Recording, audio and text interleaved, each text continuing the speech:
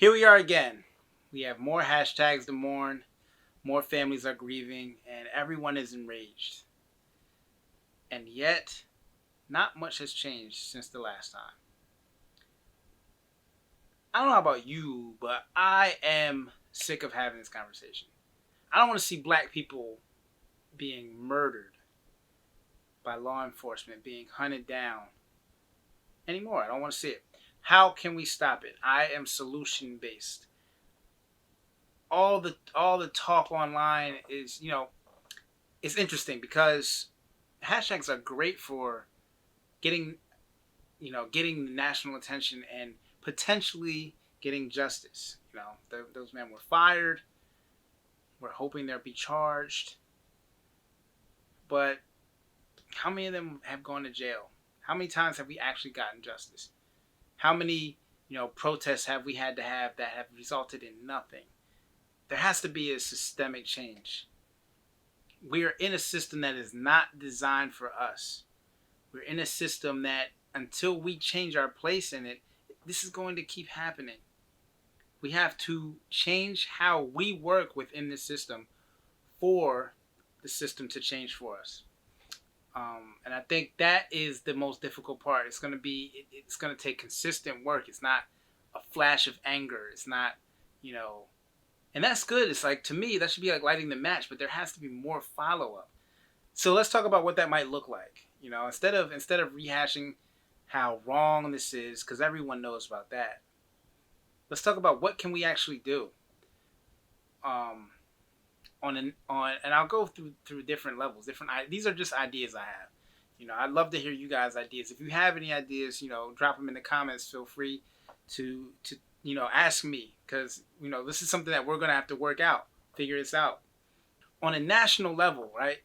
I think that we need to do a poll. We need to have some kind of voting block, potentially a third party or some kind of organization that can narrow down 5 to 10 points that are actionable goals that we are going to hold any political party, anybody running for office, any across the nation. They have to put these 5 to 10 points in their plan, or we're not going to support them. They're not going to get our vote, because there's this movement now where we're saying, like with Joe Biden on the show, where he clearly is taking our vote for granted. He has said nothing that he actually did for black Americans, other than he has most of the black vote. And he's right about that. What more would he do? We're already voting for him. And so now there's this group of black people who are saying, well, just because Trump's the alternative doesn't mean we have to vote for you. And I understand it. I don't agree with it, but I understand that sentiment. So I'm trying to figure out, what could we do? We need a plan. We need to be ready to run a candidate ourselves and vote for them and lose with them. We have to be that dedicated to it. So we cannot allow ourselves to not have political power. We cannot allow ourselves to be taken for granted in the political process, because we are left powerless.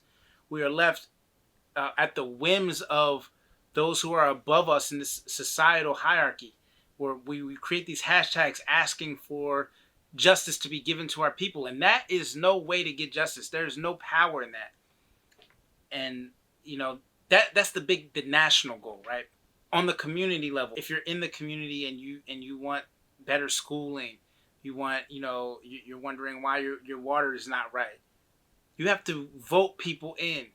And I'm not talking about just having black figureheads. I'm talking about people that are from the community, people you could call on the phone, people that people that have the community's best interests at heart. So we have to get them in positions from school board to district attorney. You have to show up at the town hall meetings. We have to show up. You have to know these people. You have to be able to get in contact with them. And I know a lot of community organizers that are doing that kind of work, and I'm sure they would love to have more people behind them and be able to contact more people, because our lack of activity in those arenas plays a large part in people taking us for granted. They don't feel like we're going to show up. They don't feel like they have to represent us because we're not there. So we have to start showing up in those arenas. We have to flex our political power. We're gonna have to do that on every level. Individually, black people, you gotta do what's right for you. You know, this is a tough time, and you know, some people are struggling with seeing this constant violence. I know some people want to take a break from social media, and the sad thing is, a lot of times, social media is the only way to share this to get any type of justice. But the burden does not fall on us with this. Individually, I'm talking to all my white allies, all my friends, anybody I went to school with, anybody I played ball with. The burden is on y'all. You gotta talk to your friends and family. You gotta have these awkward conversations. You cannot be afraid to have uncomfortable conversations with people around you, because it can cost my family members, my cousins, my friends, people that look like me. It can cost us our lives.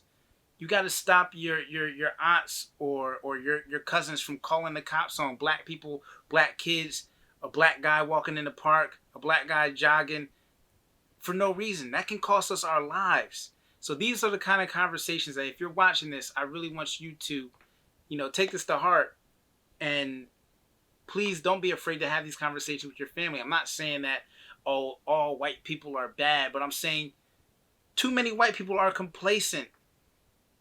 You guys know this stuff is wrong, and we cannot change this by ourselves. It's going to take more than just us. And this is what you could do individually. You have some conversations at your family dinner. You talk about race relations. You talk about the inequality that's in the system. And I know a lot of good white people that message me and talk to me on a regular basis about this. And I know that there's a lot of people out there that have the courage to do this. And we're going to need everybody, because this is a system. This is how America was built. It was built on the backs of black people. It was built on the idea that we are not equal, and we're still fighting for equality. We're still fighting to have a country and a culture that values us as humans.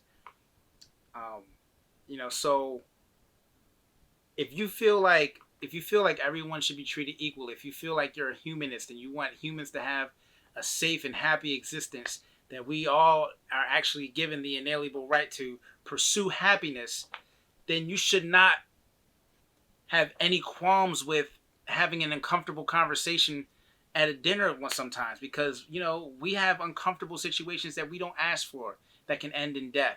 So these are some solutions that I have for us, something that you can actually go out and do, because we gotta do more. We have to start taking action. We can't just talk on social media. We have to actually try to organize. We actually have to try to create Facebook groups that have goals. I know there's a few out there. I'll be inviting some of you to them, and let's change this system. Voodoo.